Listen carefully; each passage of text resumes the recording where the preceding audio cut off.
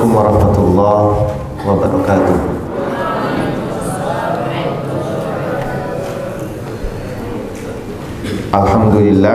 Alhamdulillahil wahibil atiyah, wassalatu wassalamu ala khairil bariyah Sayyidina wa maulana Muhammadin ibni Abdillah wa ala alihi wa sahbihi wa man tabi'ahum bi ihsanin ila yaumil qiyamah. Amma ba'd. Allahumma anfa'na bima 'allamtana wa 'allimna bima yanfa'una warzuqna ilman. Allahumma nawwir qulubana binuri hidayatik kama nawwartal arda binuri syamsik abadan abada bi rahmatika ya arhamar rahimin. Allahumma arhamna bil Qur'an waj'alhu hujjatan lana wa la hujjatan alaina. Rabbi yassir wa la tu'assir, Rabbi tammim bil khair. Yang terhormat dan yang sama-sama kita hormati pimpinan Pondok Pesantren Nurul Ilmi Kiai Haji Faisal Muhammad Ali Nurdin LC.MA beserta Umi Tuti Dahlia yang selalu senantiasa mendampingi beliau, membimbing kita di Pondok Pesantren Nurul Ilmi yang sama-sama kita cintai. Juga yang sama-sama kita hormati bersama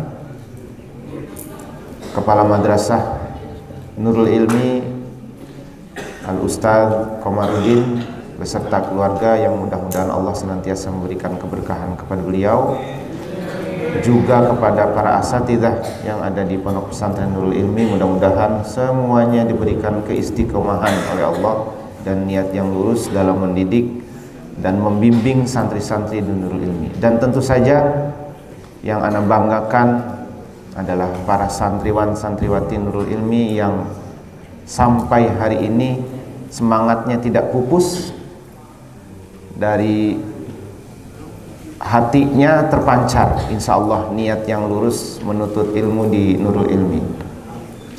Kita lanjutkan pembahasan kita dari pertemuan sebelumnya, pertemuan yang entah kapan sudah berlalu, entah sebulan, 2 bulan atau 3 bulan yang lalu, tentang kajian kitab At-Tibyan fi Adabi Hamalatil Quran. Kitab At-Tibyan yang menjelaskan tentang akhlak, adab para pengemban amanah, para penghafal Al-Quran, para pembaca Al-Quran, para pembelajar Al-Quran. Kita masuk kepada bab yang keempat, Al-Babur Rabi fi Adabi Muallimil Quran wa Muta'allimi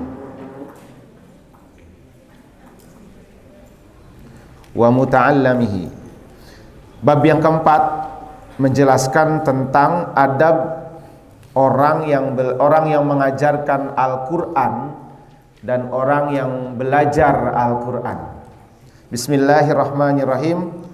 Qala al-musannifu rahimahullahu wa nafa'ana bihi wa bi'ulumihi wa bi'ulumi masyayikhina fi daraini. Amin ya Allah ya rabbal alamin. Hadzal bab ma'al babina ba'dahu huwa maksudul kitab. Bab sebenarnya yang sedang kita bahas ini dan bab-bab selanjutnya adalah bab di mana maksud kitab ini dituliskan. Wa huwa tawilun muntashirun jiddan. Bab yang sekarang kita bahas ini sangat panjang penjelasannya. Wa ana usyiru ila maqasidihi mukhtasiratan. Wa ana usyiru ila maqasidihi mukhtasiratan fi fusulin. Penulis membaginya menjadi beberapa fasal, kemudian menjelaskannya secara singkat. Liyashila hifzuhu wa dhabituhu insyaallah, supaya mudah dipahami dan mudah dihafalkan. Hifzuhu wa dhabtuhu insyaallah. Sebenarnya ini ada beberapa yang sudah ana garis bawahi, ana pilih-pilih ringkasan, diringkas dari ringkasan. Tetapi setelah dilihat-lihat, ternyata semua materinya tidak bisa disingkat lagi. Semua materinya isinya daging semua, nggak bisa dipilih lagi tulang-tulang yang mana. Jadi harus dibaca satu persatu dan dibahas, karena memang semuanya bermanfaat insya Allah. Jadi anak pilih, setelah anak kasih garis-garis, garis bawah yang anak anggap penting, tapi setelah dibaca ulang, ternyata semuanya penting. Jadi anak harus menyampaikan semua yang termaktub, yang tersirat dalam kitab ini, supaya bisa dipahami secara detail apa maksud penulis menjelaskan tentang adab yang harus ada pada orang yang belajar Al-Quran dan orang yang mengajarkan Al-Quran. Faslun, fasal yang pertama. Kita akan membahas satu fasal aja untuk pertemuan kali ini. Sebenarnya dalam bab ini ada beberapa fasal, dan ini bab yang paling panjang. Fasal yang pertama, awwalu ma yanbaghi lil muqri wal qari an yaqsuda bidzalika ridallahi ta'ala.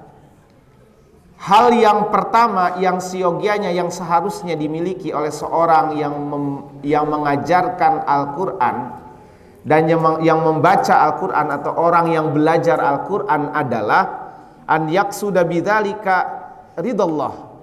Yang pertama yang harus terpatri dalam diri kita semuanya, bahwa hal yang pertama yang harus kita miliki sebelum belajar Al-Quran, sebelum mengajarkan Al-Quran, atau ketika mengajarkan Al-Quran dan belajar Al-Quran di Nurul Ilmi ini, hal yang paling pertama yang harus kita canangkan, yang harus ada dalam hati kita adalah bahwa kita belajar, bahwa kita mengajarkan Al-Quran, membaca Al-Quran adalah semata-mata untuk mendapatkan keridhaan Allah. Titik.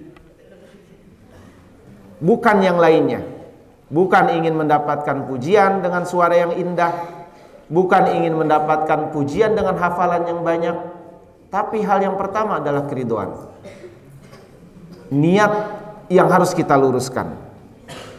Makanya qala Allah Ta'ala, Allah menjelaskan di dalam Al-Quran melalui firman-Nya, wa ma umiru illa liya'budullaha mukhlishina lahuddin hunafa'a wa yuqimus salata wa yutuz zakata wa dzalika dinul qayyimah.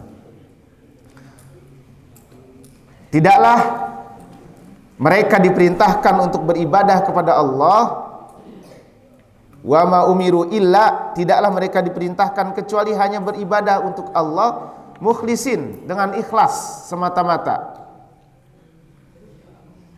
Mendirikan salat, melaksanakan, menunaikan zakat, itu semata-mata ikhlas karena Allah Ta'ala sebagai wadzalika dinul qayyimah, sebagai agama yang lurus, ai al-millatul mustaqimah, agama yang lurus, jalan yang lurus. Bahkan dalam sahih, dalam hadis Rasulullah SAW, melalui hadis yang sering kali kita dengar, bahkan hadis ini di beberapa kitab menjadi hadis yang pertama dituliskan, diingat, harus diingat. Apa? Innamal a'malu binniyat wa innamal likulli imri'in ma nawa, dan seterusnya sampai akhir hadis. Hadis sahih, dan ini menjadi fondasi Islam, usul Islam. Bahkan dalam hadis, dalam karangan kitab yang ditulis oleh pengarang sendiri dalam kitab Arba'in, ini pengarangnya kita sudah paham, kita sudah tahu bahwa pengarangnya Imam Nawawi, dan kitab Arba'in juga yang mengarang Imam Nawawi. Hadis yang pertama di kitab Arba'in adalah tentang niat, lurusnya niat.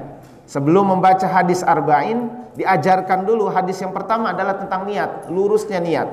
Innamal a'malu binniyat. Warwina an Ibni Abbas radhiyallahu anhu maqal innama yahfadhur rajulu ala qadri niyatihi wa an ghairihi wa innama yu'tin nasa ala qadri niyatihim. Seseorang akan diberikan hal yang dia inginkan tergantung kadar niatnya. Sampai sejauh mana dia tekad dari awal, starternya, niatnya kuat atau enggak. Sekarang teman-teman kalian sedang berlomba di mana? Darul Muttaqin. Berlomba. Niat atau tidak berlomba, apa yang ingin mereka dapatkan? gelar juara pastinya. Kalau orang mau berlomba, pasti yang ingin didapatkan adalah juara. Niat dari awalnya kencang dengan ikhtiar tentunya. Kalau ternyata dengan niat dan ikhtiar yang yang berapi-api, yang semangat, dengan usaha yang semangat, kemudian belum mendapatkan hadiah, belum mendapatkan juara, berarti ada lagi niat yang lebih kencang lagi dari pesantren yang lain. Insya Allah kalau kita niatnya lurus, kita akan mendapatkan hasil yang akan kita harapkan. Di Nurul Ilmi kita datang dengan niat apa? Dengan niat lillahi ta'ala, menuntut ilmu. Niat yang lain kita singkirkan. Satu-satunya niat adalah lillahi ta'ala. Kalau pendidik, guru yang di sini, guru-guru asatidah yang di sini niatnya lurus, kemudian santrinya juga niatnya lurus, insya Allah akan memancarkan cahaya sampai ke langit. Insya Allah jalan menuju surga akan semakin mudah. Man salaka tariqan yaltamisu fihi ilman sahhalallahu lahu bihi tariqan ilal jannah. Kalau jalannya ingin lebih mudah, maka niatnya luruskan. Kalau cuma niatnya karena ingin mendapatkan selembar kertas, rapot atau ijazah saja, saya ingin mendapatkan nilai yang tinggi, saya ingin mendapatkan nilai 1, 2, 3, 10, 90, 100, hanya mendapatkan nilai angka saja. Sedangkan kalau tidak disertai lillahi ta'ala, maka pupus semuanya, hanya mendapatkan angka, hanya mendapatkan pujian dari manusia. Jalan mudah ke surga tidak didapatkan. Kalau niat kita belajar di Nurul Ilmi lurus lillahi ta'ala, pendidiknya niatnya lurus mendidik karena Allah ta'ala, santri-santrinya semuanya niatnya lurus lillahi ta'ala, insya Allah dari langit pesantren Nurul Ilmi akan menampakkan cahaya seperti bintang yang paling gemilang dari pesantren-pesantren yang lain. Dari langit para malaikat melihat, wah itu cahayanya gemerlapan. Dari mana? Dari Nurul Ilmi. Semakin niatnya lurus, cahayanya semakin terang. Semakin niatnya lurus, jalan ke surganya akan semakin mudah, akan semakin dipermudah oleh Allah Ta'ala.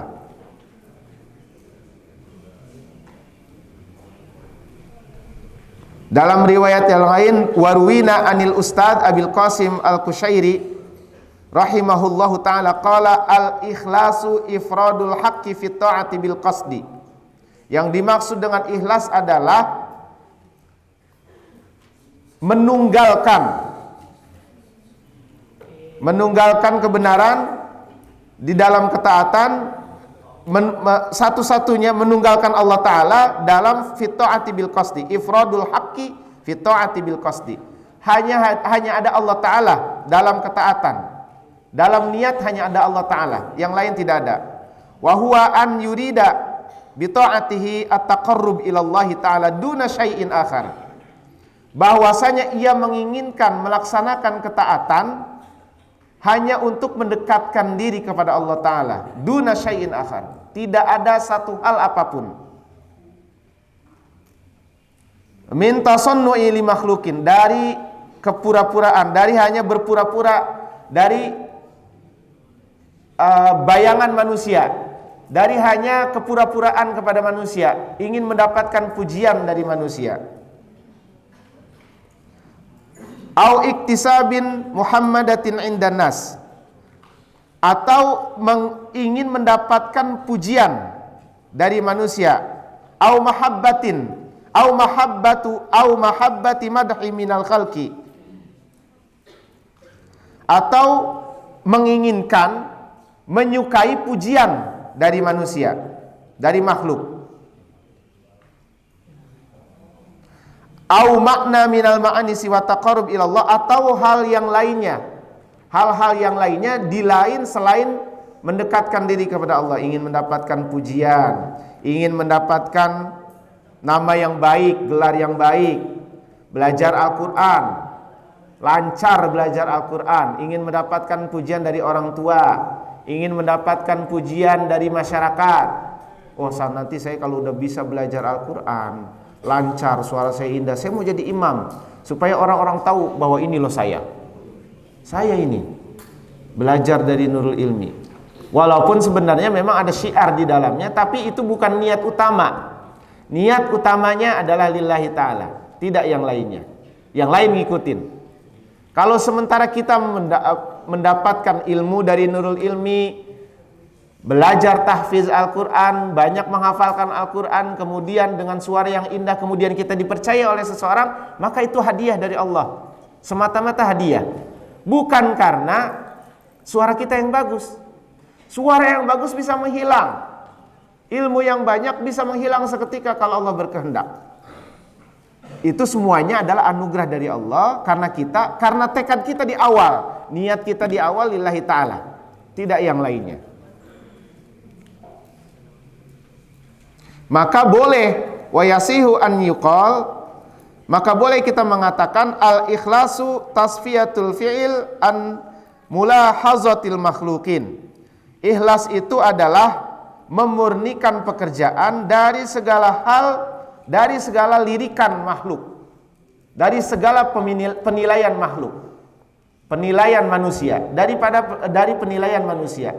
Jadi ikhlas itu adalah memurnikan, meniadakan, tidak mengharapkan apapun dari penilaian manusia lillahi ta'ala.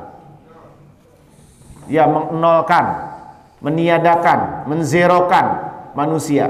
Nggak ada manusia di hati kita, yang ada adalah Allah Ta'ala.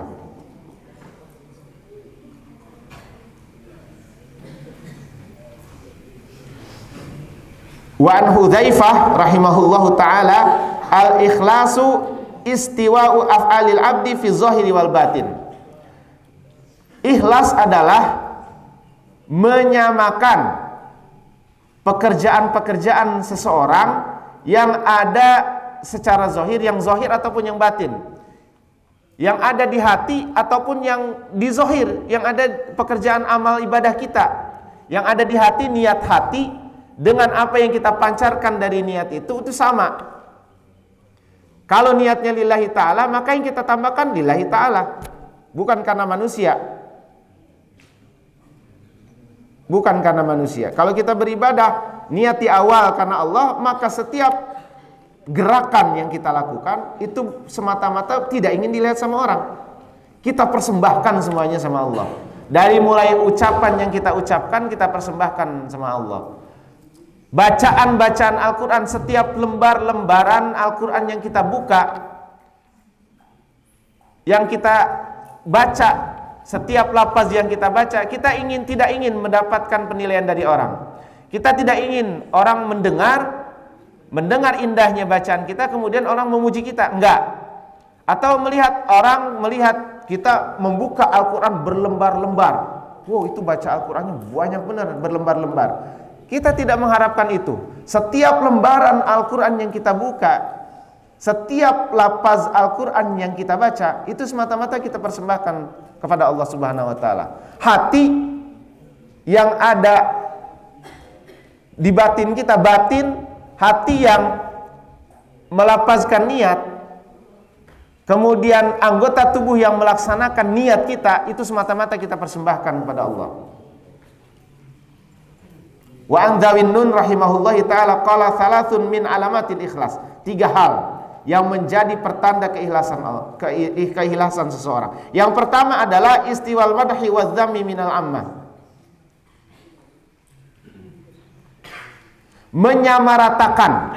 Menyamakan, mau dipuji mau enggak, di hadapan manusia sama aja. Terserah manusia mau memuji saya silahkan, mau mencela saya silahkan. Apapun penilaian manusia tidak kita anggap, biarkan manusia menilai. Orang menilai, kalau kita mengandalkan penilaian seseorang tidak akan ada habisnya. Tidak akan ada habisnya. Orang selalu akan membicarakan. Selama kita punya napas, selama mata kita masih melihat, selama kita masih mendengar, kita tidak akan luput dari penilaian orang. Ada orang yang suka, ada orang yang tidak suka, ada orang yang pura-pura suka. Kita tidak terlepas dari 3 orang itu. Ada orang yang suka, ada orang yang tidak suka, ada orang yang pura-pura suka. Nggak akan nggak akan berhenti selama kita masih hidup. Orang pasti akan melihat kita, akan menilai kita. Nah, ikhlas, tanda ikhlas yang pertama, menyamakan pujian dan hinaan orang. Mau orang menghina kita, silahkan. Mau orang memuji kita, silahkan. Bukan itu yang kita harapkan. Tapi yang diharapkan adalah lillahi ta'ala. Istiwa'ul madhi wa dhammi fil amma. Menyamaratakan pujian dan hinaan dari masyarakat, dari manusia. Tapi tetap yang kita tampilkan, yang kita lakukan adalah yang terbaik di hadapan Allah. Kalau sudah itu yang kita lakukan, insya Allah manusia juga akan melihat, oh ternyata ini, akan melihat kebaikan yang kita pancarkan. Oh ternyata anak ini anak yang baik. Ya, jadi kalau kita mengharapkan pujian dari manusia, nggak akan ada habisnya. Karena manusia tidak sama. Mengharapkan semua manusia menilai baik, nggak akan pernah bisa. Mengharapkan semua orang, teman kita, semua orang yang ada yang mengenal kita itu semuanya menimbang baik kepada diri kita atau menjadi baik kepada kita, nggak akan mungkin. Ada orang yang benci, ada orang yang senang, ada orang yang pura-pura senang. Selalu ada dalam kehidupan kita. Pernah ada kisahnya kan? Anak dan bapak yang mengundang keledai. Pernah dengar kan? Iya. Ketika anaknya menunggang kuda, ayahnya yang menuntun kuda, orang pasti akan membicarakan. Tega itu anak. Sementara ayahnya menuntun kuda, dia enak-enakan naik kuda. Itu kisah siapa itu? Juha. Akhirnya ayahnya mendengar, kalau begitu biar ayah yang naik, kamu yang nuntun kuda. Diomongin lagi sama orang. Tega banget itu bapak, anaknya suruh nuntun kuda, dia naik ke atas kuda. Dengar lagi sama bapaknya. Ya udah sekarang dua-duanya aja dah naik. Masih diomong-omongin juga. Tega banget itu orang. Kenapa? Itu keledai capek banget kelihatannya, ngos-ngosan. Bapak sama anak dua-duanya nunggang kuda. Akhirnya udah dah, sekarang mah kita tuntun kudanya. Nggak usah kita taikin, kita tuntun dah kudanya. Akhirnya masih diomongin juga sama orang. Coba lihat, dia punya kuda, punya keledai, tapi nggak ditaikin. Buat apa punya kuda nggak ditaikin? Masih diomongin juga. Punya keledai nggak ditaikin. Akhirnya bapaknya bilang, nah kalau mau orang itu diam terhadap apa yang kita lakukan, nggak akan bisa. Sekalipun kuda itu kita panggul-panggul, orang pasti ngomongin. Serba salah. Jadi lakukan saja apa yang kita anggap benar. Lakukan saja, jalankan saja semua hal yang terbaik dalam kehidupan kita. Nggak usah melihat orang mau menilai apa. Biarkan orang lain menilai. Yang kita inginkan adalah penilaian dari Allah Ta'ala. Maka ikhlas tanda yang pertama adalah istiwa'ul madhi wa dhammi minal amma. Menyamaratakan pujian, menyamakan pujian dan hinaan dari orang. Kemudian yang kedua, wa nisyanu ru'yatil amal fil a'mal. Melupakan bahwa dia sudah melakukan kebaikan dari banyak kebaikan yang dia lakukan. Itu kalau kita sholat duha, kadang-kadang orang yang sering sholat duha dia akan melupakan apa? Bahwa sholat duha itu tujuan utamanya memang lillahi ta'ala. Kadang-kadang sholat duha itu memang untuk memancing rizki, untuk mendapatkan, mengharapkan rizki. Berdoa kepada Allah, mudah-mudahan dengan sholat duha Allah menurunkan rizki. Kalau orang yang mengandalkan sholat duhanya, mengingat-ingat sholat duhanya terus, oh saya udah laksanakan sholat duha 2 rakaat, pasti dapat rizki. Oh saya sudah baca Al-Quran berlembar-lembar hari ini. Tapi kalau orang yang ikhlas, yang sudah berlalu dia lupakan. Yang dilihat adalah yang akan datang. Saya harus melakukan ini. Yang lalu biarlah Allah yang menilai. Biarlah Allah yang menilai. Yang belum saya lakukan adalah saya belum sholat zuhur. Sholat duha udah berlalu, dia lupakan. Karena itu menjadi ciri orang yang ikhlas. Bahwa ciri yang kedua adalah dia melupakan pekerjaan amal ibadah dia, pekerjaan kebaikan yang sudah dia lakukan, tetapi dia ancang-ancang akan melakukan kebaikan yang lain. Jadi jangan nginget-nginget, ibaratnya gitu. Jadi dia akan melakukan kebaikan yang dia lakukan. Itu orang yang ikhlas.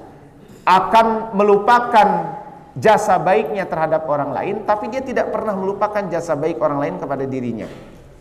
Itu orang yang ikhlas. Jadi yang pertama apa? Menyamaratakan penilaian manusia. Mau dipuji, mau enggak, mau dihina ataupun enggak, saya tetap melakukan yang terbaik di hadapan Allah. Itu yang pertama. Kemudian yang kedua, dia akan melupakan kebaikan yang pernah dia lakukan. Dia akan melakukan amal ibadah yang dia lakukan. Enggak menimbang-nimbang, saya udah banyak melakukan ibadah. Akhirnya apa? Dia lupa untuk melakukan ibadah yang lain. Padahal yang harus dia ingat adalah bahwa dia sudah melakukan dosa. Dosa itu harus dibayar. Itu yang harusnya diingat. Jangan mengingat, udah banyak hafalan saya. Saya udah banyak menghafal Al-Quran, udah 30 juz saya menghafal Al-Quran. Udah nggak ada tambahnya lagi kan? 30 juz udah ya 30 juz udah hafal Al-Quran. Tapi ada hal yang dia lupakan, apa? Murojaah. Bahwa hafalan yang sudah dia dapatkan itu harus diulang-ulang terus. Bahwa ketika dia sudah menghafal Al-Quran ada yang lebih penting. Apa? Mengamalkan apa yang dia hafalkan. Mengamalkan apa yang dia hafalkan.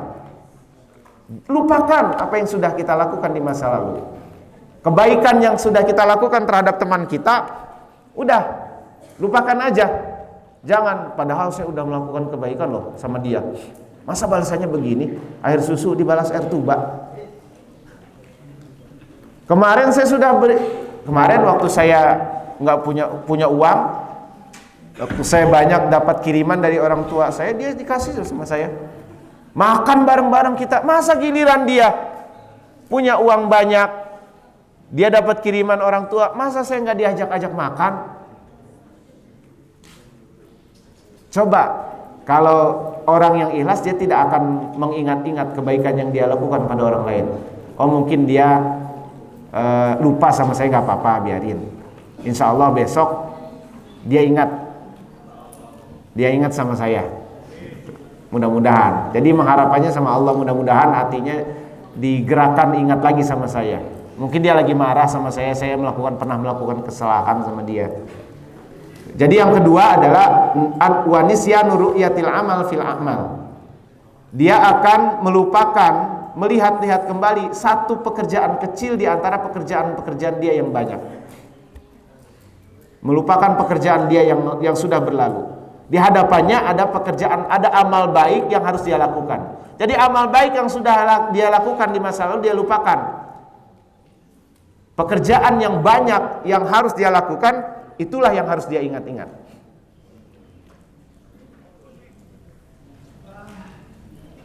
Kemudian yang terakhir, yang ketiga adalah wa iktida'u thawabil a'mal fil akhirah. Bahwa ia hanya ingin mendapatkan ganjaran dari setiap perbuatan yang dilakukan, ganjarannya hanya ingin dia dapatkan di akhirat. Itu yang ketiga. Iktida'u thawabil a'mal fil akhirah. Jadi ada berapa? Ada 3. Yang pertama apa? Menyamaratakan, mau dipuji mau enggak terserah. Istiwa'ul madhi wa dhammi minal amal. Kemudian yang ketiga, wanisyanu ru'yatil amal fil a'mal. Yang kedua. Yang ketiga, iktida'u thawabil a'mal fil akhirah. Itu yang ketiga. Jadi ada 3 yang menjadi tanda-tanda ikhlas, tanda-tanda keikhlasan.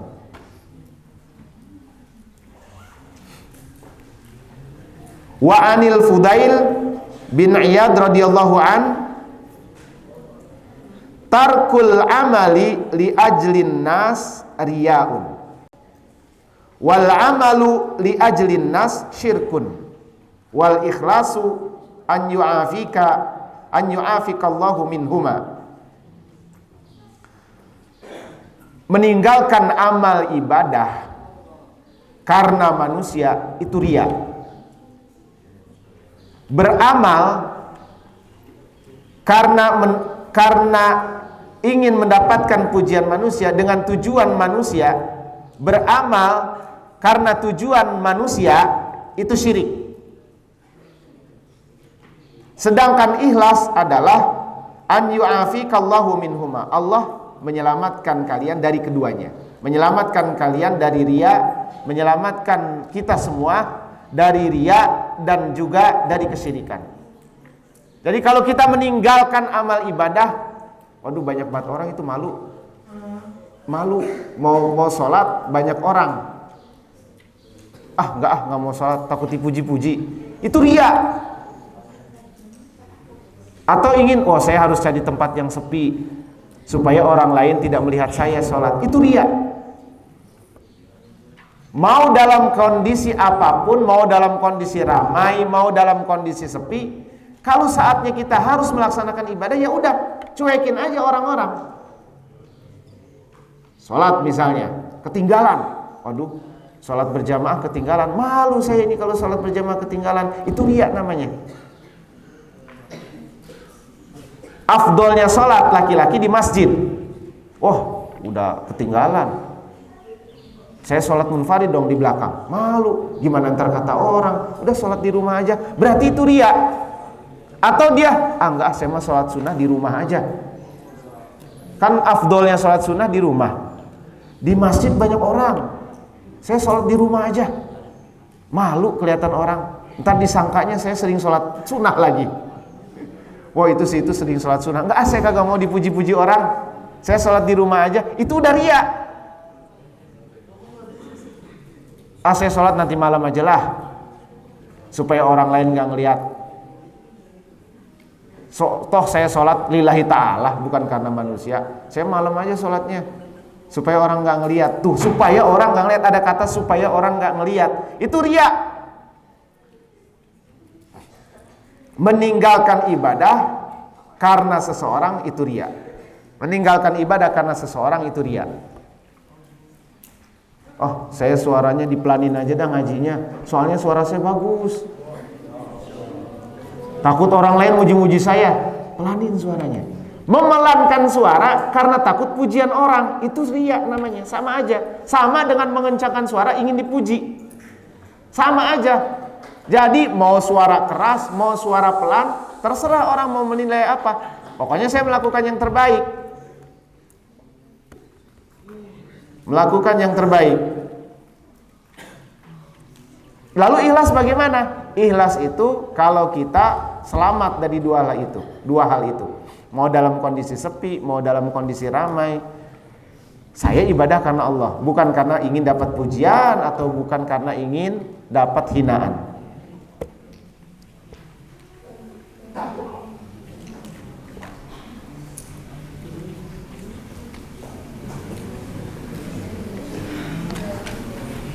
Wa an Sahlit Tusturi rahimahullahu ta'ala qal nazrul ikyas fi tafsiril ikhlas falam yajidu ghaira hadha.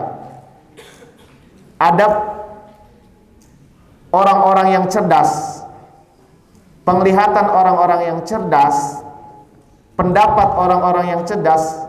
Akyas itu artinya azkiya.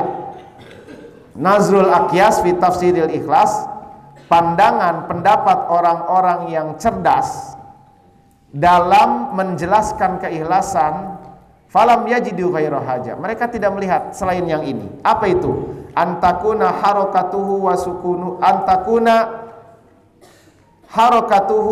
wa sukunuhu fi sirrihi wa alaniyatihi lillahi ta'ala wahdah, la yumazijuhu syai'un, la nafsun wala hawaun wala dunya. Orang yang cerdas pasti akan berpendapat seperti ini. Apa? Bahwasanya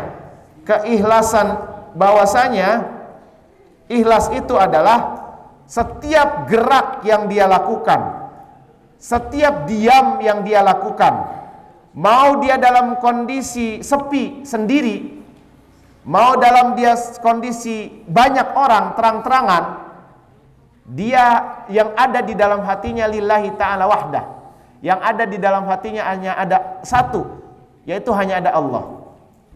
La yumazijuhu syai'un, tidak bercampur apapun, la nafsun wala hawa, tidak ada nafsu, tidak ada hawa nafsu, wala dunya, tidak ada juga dunia. Mau dia dalam sendirian, mau dia dalam keramaian, mau dia diam, mau dia bergerak, yang ada di dalam hatinya hanya ada satu, yaitu Allah Ta'ala. Hanya ada Allah Ta'ala dalam hatinya, tidak ada yang lainnya. Tidak ada hawa nafsu, tidak ada hawa nafsu, dan tidak mengharapkan dunia.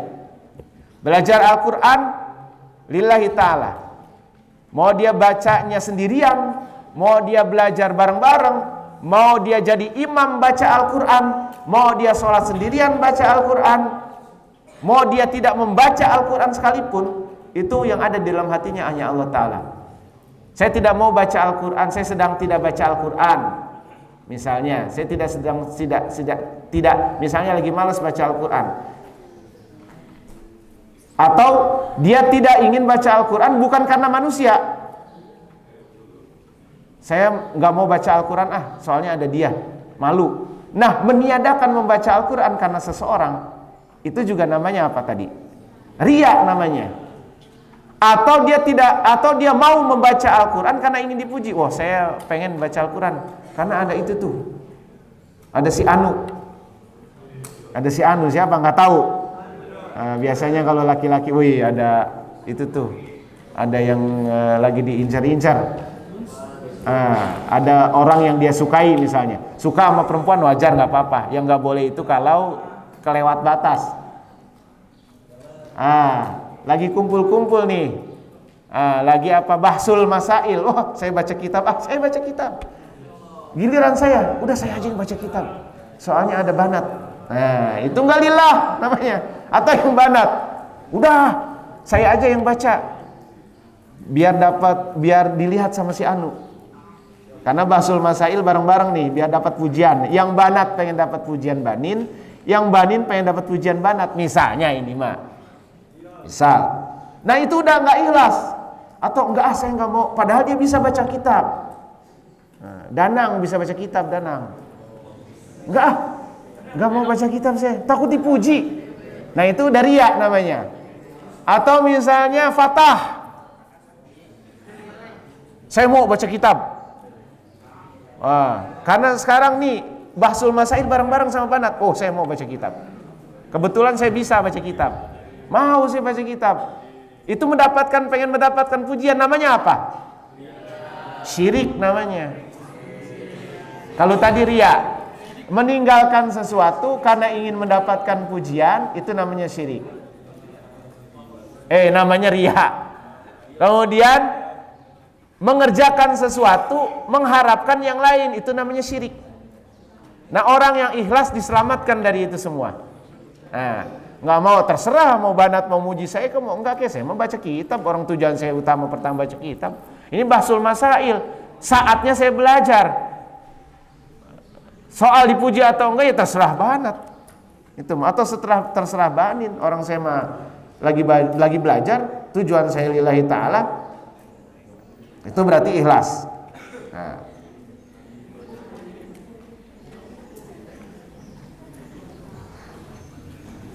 Dalam riwayat yang lain, wa anis sirri rahimahullah qal la ta'mal linnas syai'un wala tatruk lahum syai'an wala la ta'mal linnasi syai'an wala tatruk lahum syai'an wala tughatti lahum syai'an wala takshifu lahum syai'an. Janganlah kamu mengerjakan sesuatu karena manusia, wala tatruk lahum syai'an, janganlah kamu meninggalkan sesuatu pekerjaan karena manusia, wala tughatti lahum syai'an, janganlah kalian menutup-nutupi hal aib kalian karena manusia, wala takshifu lahum aiban wala takshifu lahum syai'an, dan janganlah kalian mengungkapkan kebaikan-kebaikan kalian karena manusia.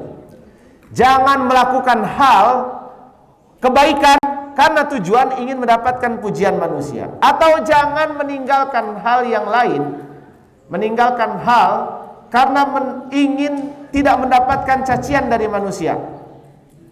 Karena manusia, saya tidak mau melakukan kejahatan, saya tidak mau melakukan keburukan karena saya tidak ingin dicela manusia. Itu namanya riya. Itu nggak boleh juga. Wala tuqattilahum syai'an. Jangan kalian menutup-nutupi aib kalian, menutup-nutupi kekurangan kalian karena manusia. Wala takshifu lahum syai'an. Jangan juga mengungkapkan menyebut hal-hal kebaikan-kebaikan karena ingin mendapatkan pujian. Tahadus bin nikmah saja. Karena mereka ingin mengajak mereka melakukan kebaikan. Itu bagus. Mengajak kebaikan bagus, mengungkapkan kebaikan yang sudah dilakukan agar orang lain melakukan kebaikan yang sama, itu namanya ngajak, ngasih contoh. Itu beda lagi. Tahadus bin nikmah bukan tujuan ingin mendapatkan pujian. Beda lagi ceritanya. Kalau ingin mendapatkan pujian, bercerita ngalor ngidul, bercerita tinggi ceritanya di hadapan manusia supaya dipuji-puji. Itu namanya riya. Jadi la ta'mal linnasi syai'an, jangan melakukan hal kebaikan karena ingin mendapatkan pujian manusia. Wala tatruk syai'an, wala tatruk lahum syai'an. Jangan juga meninggalkan keburukan karena menghindari celaan manusia. Kita melakukan kebaikan lillah, meninggalkan keburukan juga lillah. Bukan karena yang lain. Wala tuqattilahum syai'an. Jangan juga kita menyembunyikan sesuatu karena tujuan tidak ingin dicela manusia. Wala takshifu lahum syai'an. Jangan juga kita menampakkan kebaikan kita karena ingin mendapatkan pujian. Kalau kita berceramah, menyampaikan sesuatu, kemudian bercerita tentang kehidupan kita, bercerita tentang hal kebaikan yang kita lakukan misalnya, karena niatnya bukan karena pamer, tapi tahadus bin nikmah, itu beda lagi ceritanya.